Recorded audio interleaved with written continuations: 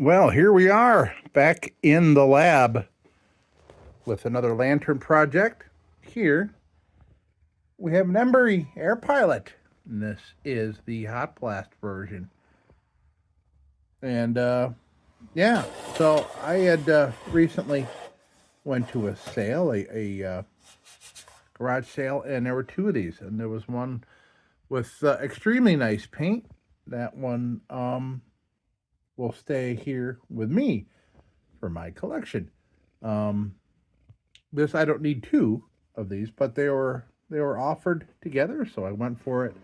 Now this one, yeah. So we're gonna look this over, and I need to make a decision because I love the Embury green, but this is just ugly. What's left of this here, and I haven't even looked at anything else. I haven't even moved any levers or anything to figure out what's going on here, but there is a possibility this paint is coming off.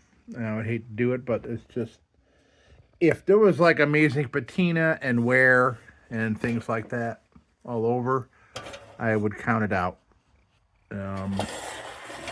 Also, apparently somebody did a nice job making a bail for it. This is kind of coat hanger wire kind of stuff, but it serves its function. But I found a donor. Found a donor from a Delight. And yeah, that'll be just perfect. And that matches almost exactly the bail that that's on the other Air Pilot No.0. Yeah, so let's take this thing apart and see what goes on here. All right, so we don't need to have this around. Get in the way of everything, and let's take. Yeah, someone did a nice job with that, but obviously it's not correct. But that's okay. And this, I'll save this. I'll probably need that for something. Okay, and the cool thing about these Air Pilots is this very different lift mechanism. It's like nothing you've ever seen. And you push it in. You push it in, and then that way. And, it's interesting. It uses the friction of the side of this seam here. That's its friction for it to work. I wonder where these things were sitting for just such localized rust. Nice and heavy. Yeah, these Embury No.20s. Nice, heavy glass.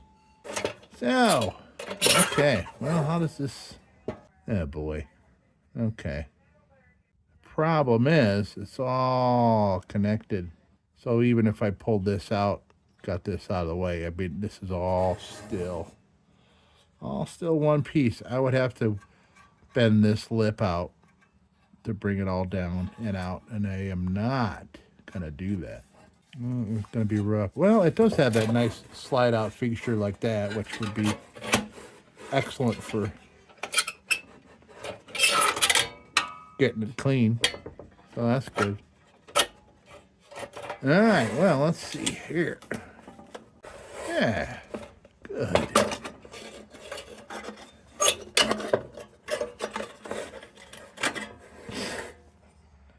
Rusty.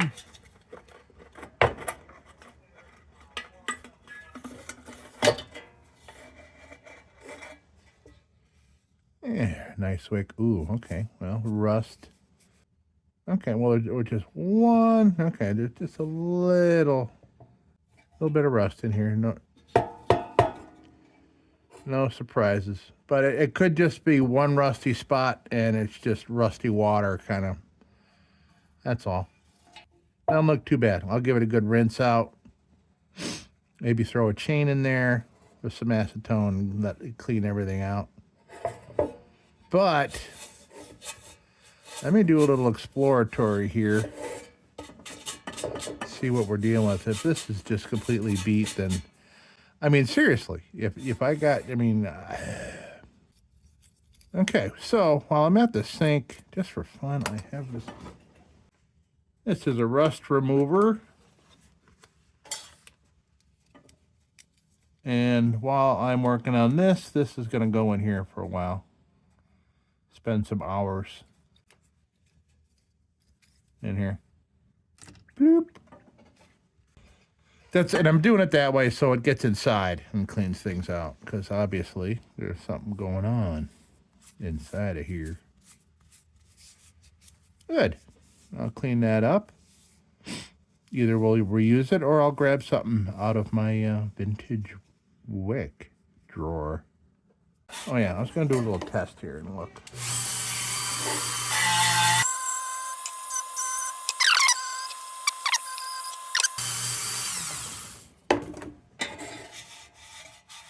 Yeah, so the paint's gone.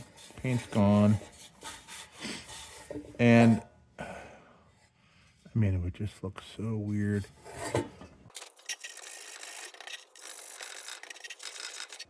Okay, yeah, this is just steps above oxidation. Sometimes, you know, you get some rust coming through the paint job like that. You'd be able to just lightly make it just completely disappear with some steel wool. But this is just embedded in what was once a very beautiful Embury green. Sorry to say, it's just, yeah, it's just not going to leave it like that. I just can't. So, gonna take the paint off. We're gonna see how many attempts it takes, or not attempts, but applications of stripper and things it's gonna take to rid this baby of its bad paint.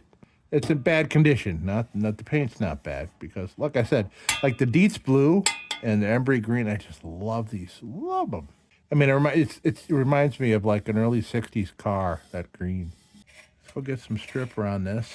And I was going to say, if I get some parts back first, I'll come and, well, this one I can come back and mess with while the paint stripper's doing its thing. That's about it, really. Yeah, that's just the way it's going to be. It's just no way this is just going to look awful. You know, if I like, yeah, no. I'm going to do this the Chef Birdland way. Clean her up nice. Okay, yeah. Yeah. Well, all right. Yeah, I'm looking it over to see if it's just a way to make me happy and to make the world happy.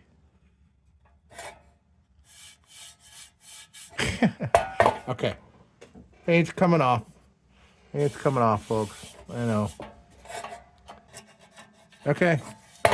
Let's do this. So, this was in the rust remover for, I don't know, 3 hours or so. I had since had my dinner and things like that after I got done doing this. This took 2.5 applications of paint stripper to get us to this point. There's still some green paint all over it. It's all mixed in with the heaviest of the rusting. So this is going to be just fine. We'll put a pipe cleaner through that. This I did while waiting. I came in and threw it on the grinder. So I'm going to go to the big wheel with this. You know, get this portion here. I can't really get access to any other areas here, and maybe up around here, but there's really no. Right on the outside here, there really isn't any major rusting. It's all inside here and all around here. I am ready. I love Embury's. Embury's have such great metal. This is going to look great. I'm going to go over to the grinder, do this real quick, and work on that a little bit. And I will be back. Won't take me long. All right. Well, yeah, that came out. Took some work. Took a couple spins around. But yeah, got most of that oxidation off. That's great. Unfortunately, it's about as far up I can get. And I can't get into the inner parts here. So we're going to wire a wheel here. I'm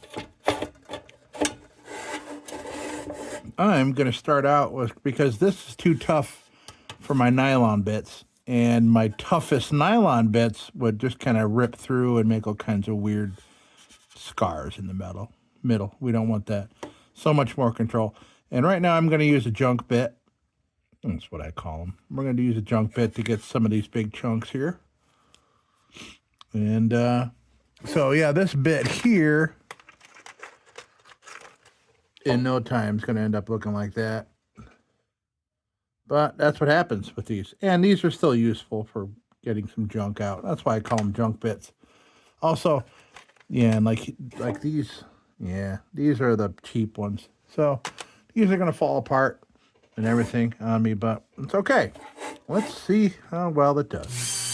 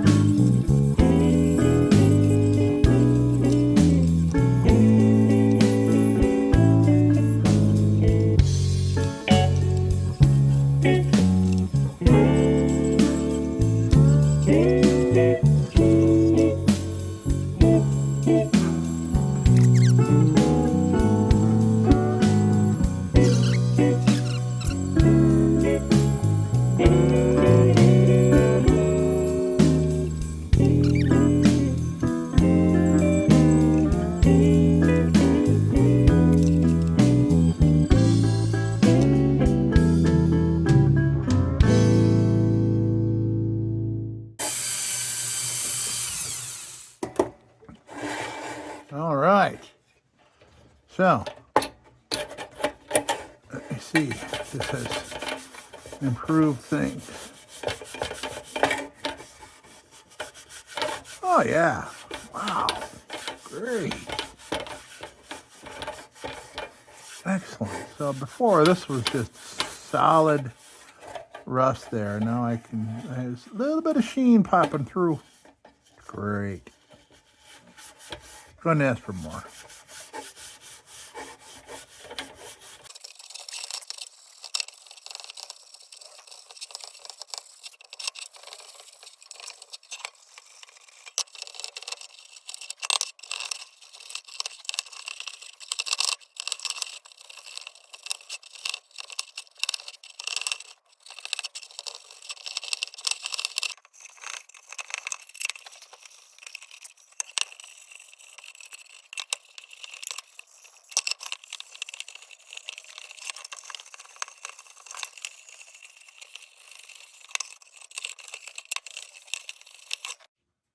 Okay, so I realized that I was off camera when I was doing it. I just was putting a quick polish on that, and I was seeing that there is quite a bit of, this sheath is steel, not brass, so there's some rusting in there.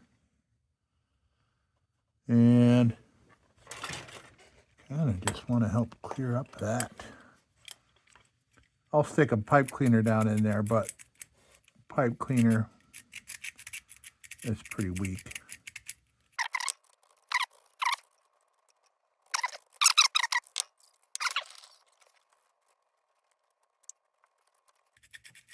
And these are pipe cleaners with the little scrubbies in them, little steel scrubby bits woven into it. Okay, that looks a million times better. Great. All right, so that's all. This is all done. That's all done. I think we could just treat now. We did our steel woolen. Really isn't much else I can get at. I mean, I went nuts with the pointy bits and all the other bits and bits and bits. I might want to do just a little more up here. See?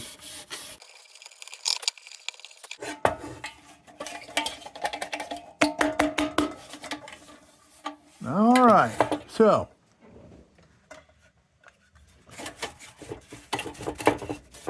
I think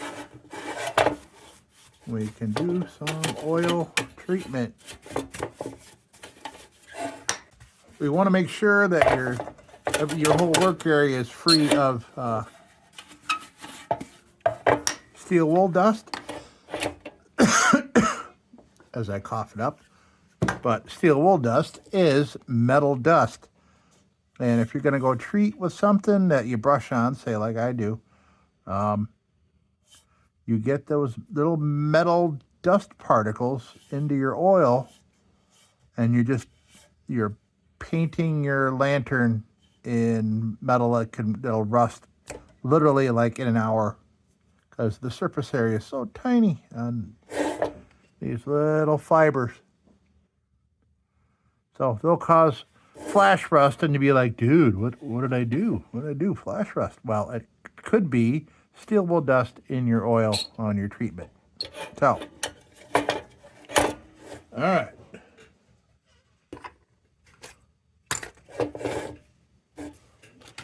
Oh yes, we have our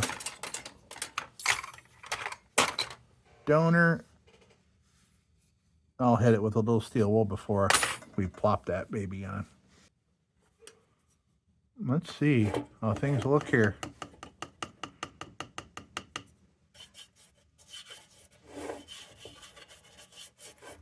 All right. I am liking the attitude.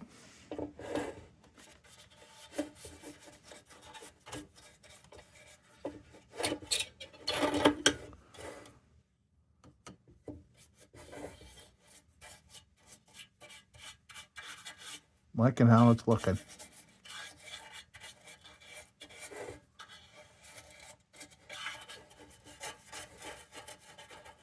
Okay, this brush has had it. To the garbage with you.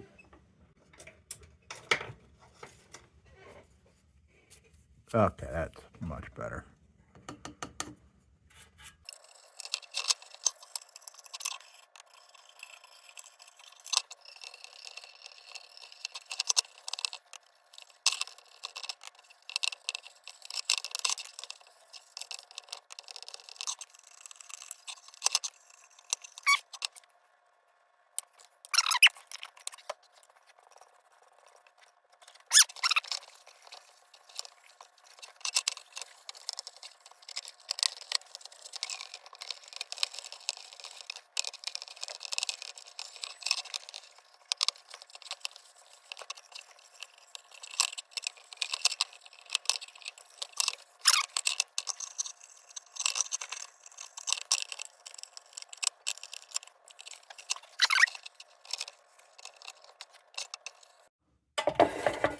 All right.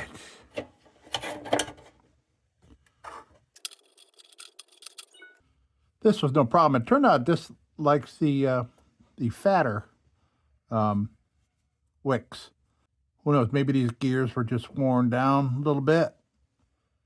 It works, but you want to find a big, thick wick down in there. All right, so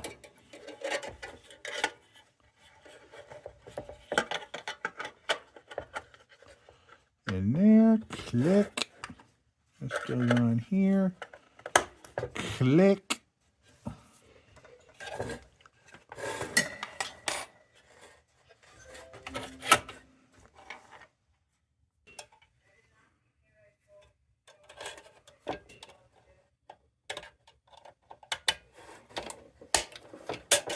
Perfect. Fail test. All right, now.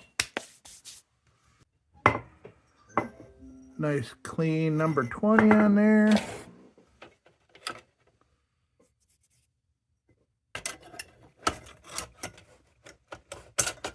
Oh, yeah.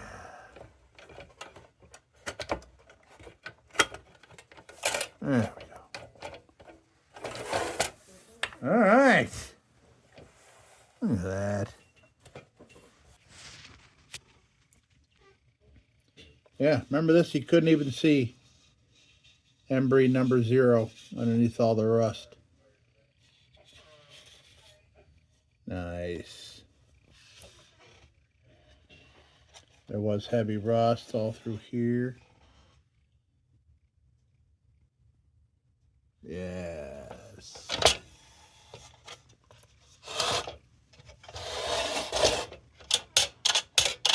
Fail test. Yeah, this is all. Yeah, it's golden. It's a beauty. Beautiful, beautiful. All right. Well, another successful and beautiful project here.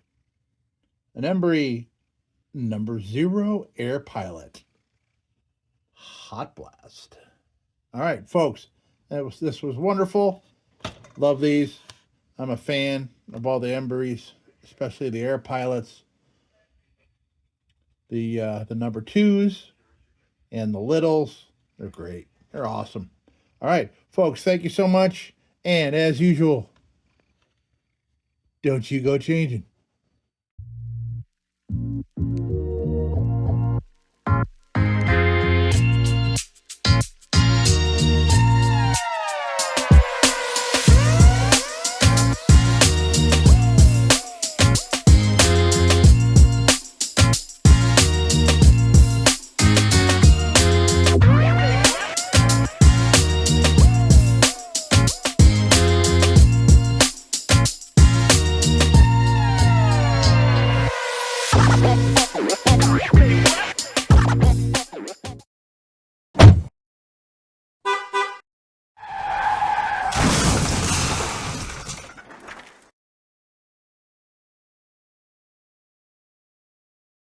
Sit, Ubu, sit. Good dog.